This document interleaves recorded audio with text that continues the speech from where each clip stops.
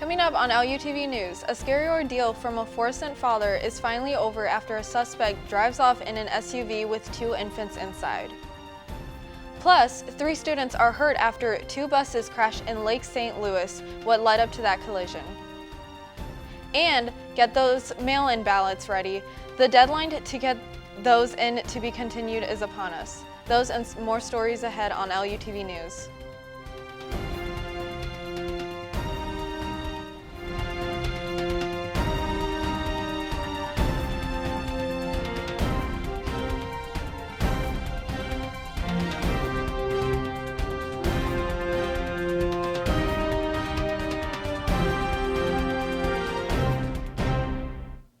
Welcome to this edition of LUTV News. I'm Claire Beaudry.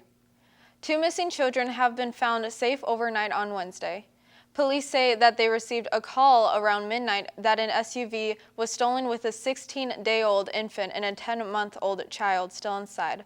Authorities say that the father told them that he left his kids inside the running vehicle as he ran into a Forsen 7-Eleven gas station. He told them that when he came back, the SUV was gone. 3 hours later, the SUV was found 6 miles away with the kids still inside. Neither of the kids were hurt. The suspect is still at large. 3 children were taken to the hospital after 2 school buses crashed into the car in Lake St. Louis.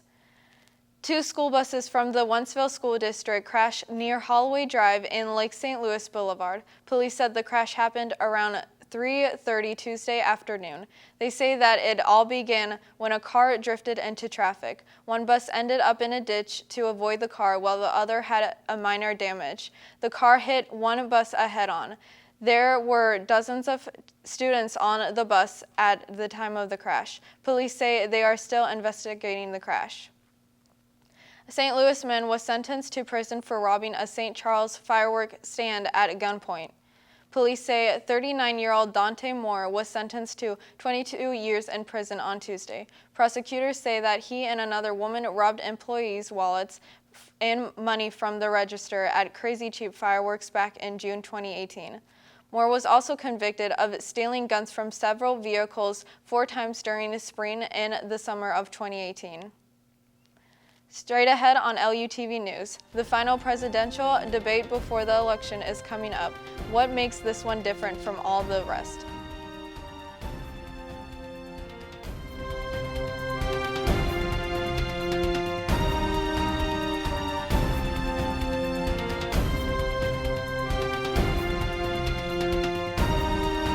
Risk for coronavirus.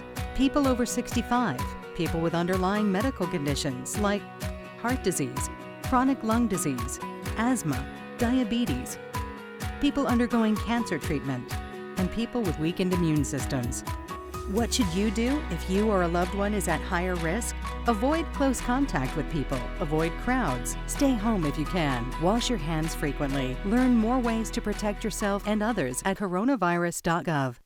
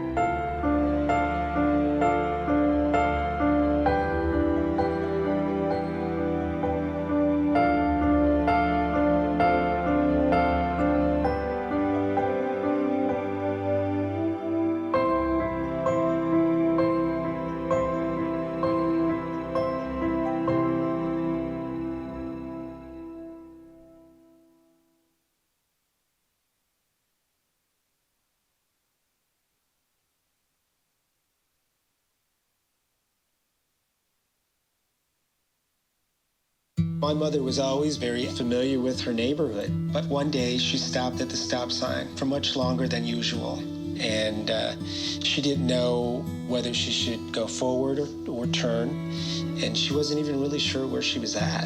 It was very unsettling for her. I felt so much better after my son told me, "Mom, I don't want you to worry or be afraid. I'll be there for you and we'll figure it out."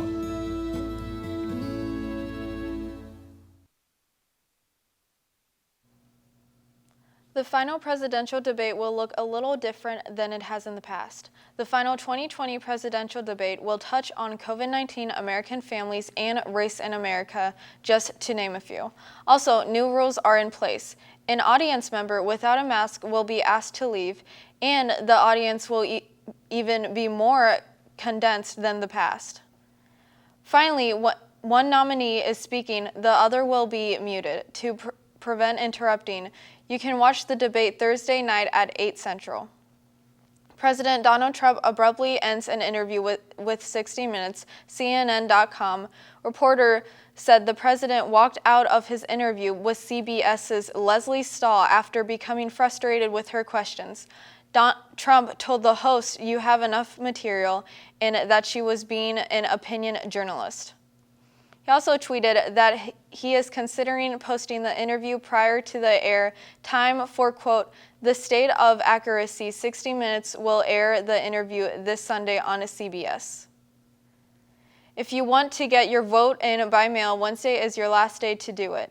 Registered voters must submit their application by Wednesday evening at 5 to make sure they get their absentee ballot counted. You can request your mail-in ballot in person at your local agency, online, or by email as well. Voters can still cast their ballots in person at main election offices through November 2nd. Up next in weather, a brief break from the rain is coming, but don't hide away those umbrellas too quickly as more rain is on the way. I'll have your full forecast when we come back.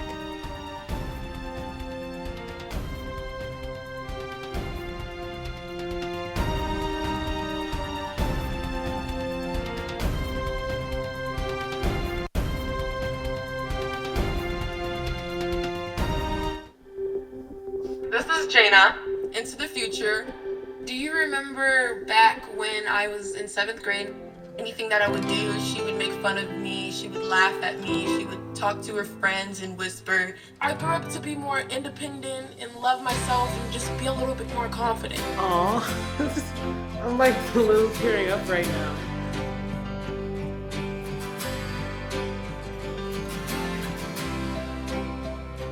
We know that we're asking Americans to do a lot right now. So we're asking everyone to be selfless for others so that we can protect those who are most susceptible to this virus. A question I often get asked is why should young people care about the spread of coronavirus? Well, we know that people with underlying medical conditions over the age of 60 are at highest risk, but they've got to get it from somebody. Social distancing is really physical separation of people.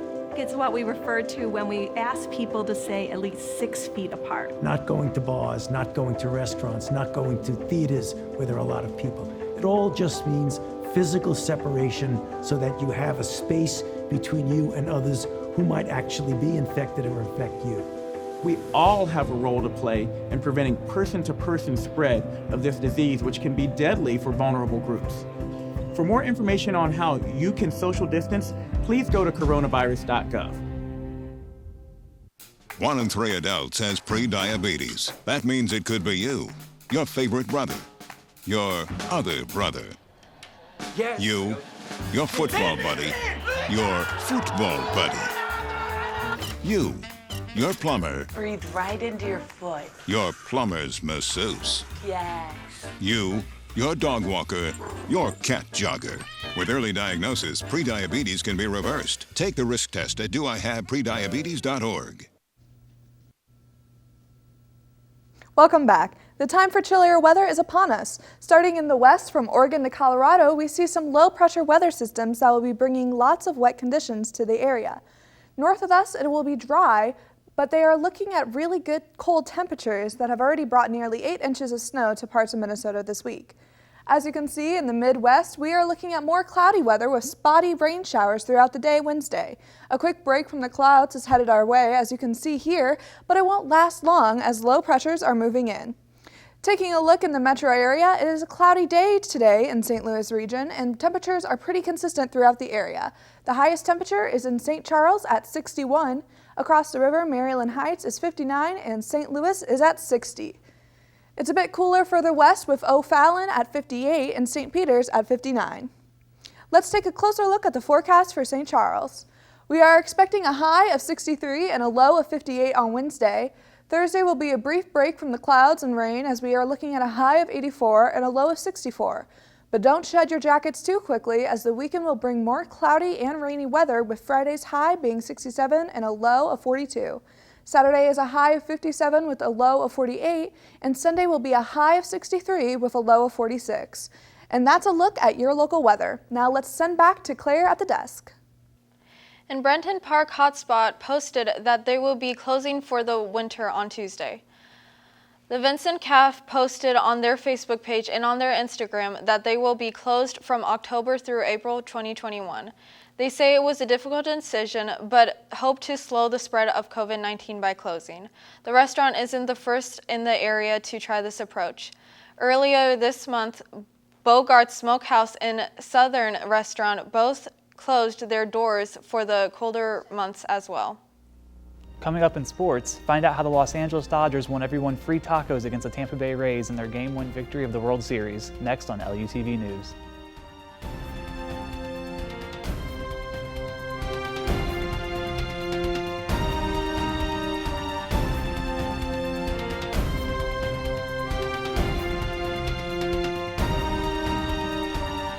My mother was always very familiar with her neighborhood, but one day she stopped at the stop sign for much longer than usual, and she didn't know whether she should go forward or turn, and she wasn't even really sure where she was at. It was very unsettling for her. I felt so much better after my son told me, "Mom, I don't want you to worry or be afraid. I'll be there for you and we'll figure it out." Observe a domesticated human family in their natural habitat, known to their species as the backyard. Hey, you think I should light it now? I think it's good. Yeah. Oh dear, someone is about to burn a pile of debris that's too tall, which can start a wildfire. Wait, could it be? Blimey, it is. It's Smokey. It's Smokey Bear. What a legend. Hey, it's Smokey. Sorry, it was too high. Right. Watch as he astutely ensures that there's no wind, and how he removes some of the debris to create a smaller, safer burning pile. No, you said make it bigger, baby. The bigger the better. Take note of our fearless furry friend here, humans. I appreciate it. Fist bump. Watching you. Smokey's done it again. Bye, Smokey. Only you can prevent wildfires. You quit smoking and thought, that's that. But here's the thing about lung cancer. By the time you see the symptoms, it could be too late. But now, there's a new scan that can detect lung cancer early, when it's more curable. If you smoked, get scanned. Talk to your doctor or learn more at savedbythescan.org. Welcome to this edition of LUTV Sports. I'm Billy Woods. The Dodgers take Game 1 of the World Series. They won 8-3 in the best-of-7 series. The win is a boost for the Dodgers, who are coming off a string of heartbreaking postseason defeats. Newly traded Dodgers right fielder Mookie Betts is the standout player for stealing 2 bases in 1 inning and a home run in the next. The stolen bases mean free tacos at Taco Bell. Betts is now the first player in World Series history with 2 steals, 2 runs, and a home run in the same game. Dodgers southpaw Clayton Kershaw pitched for 6 innings, allowing 1 run and striking out 8 batters to solidify the win. First pitch for Game 2 is Wednesday night in Los Angeles at 7:08. NASCAR driver Kyle Larson has been cleared to return for next season. Larson was suspended for 6 months for using a racial slur while streaming himself playing an online video game. He was then dropped by his sponsors and fired by Chip Ganassi Racing. Over the course of his suspension, Larson has spent time in diversity programs to better understand racial injustice. Larson says he's ready to hit the track again for NASCAR. A local look here at Lindenwood University now, as both the men's and women's cross-country teams competed at the GLVC West Division last Friday. Najue Chuate placed 7th for the women with a 6K time of 23 minutes and 24 seconds. She led the women's team to a 4th place finish, and Louis Moreau placed 1st for the men with an 8K time of 25 minutes and 59 seconds. The team as a whole finished 1st. Both teams will compete in the GLVC Championship on October 24th, Saturday. That's all I have for sports. Now let's go back to Claire at the desk. Two guitars that were once owned and played by the late Eddie Van Halen are going up for auction. Julian's Auctions say that the two electric guitars will be available at the Icons and Idols Rock and Roll auction. They are expected to fetch between $60,000 and $80,000 apiece. Van Halen died of cancer earlier this month. He was 65. The auction house says that the bidders will have a chance to get their piece of rock history starting on December 5th. That's it for this edition of LUTV News. I'm Claire Beaudry. Thanks for joining us.